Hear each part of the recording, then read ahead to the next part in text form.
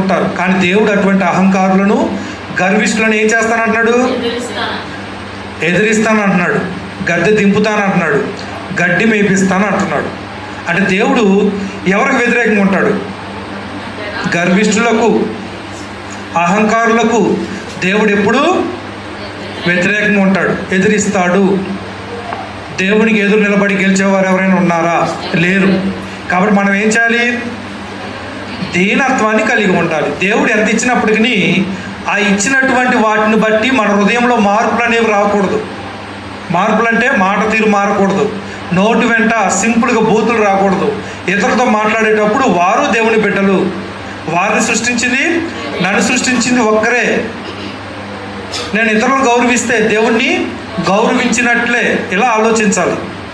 అంతే తప్ప మనకున్న వాటిని బట్టి మన మాట తీరు మారిపోయి హృదయం కఠినపరచబడి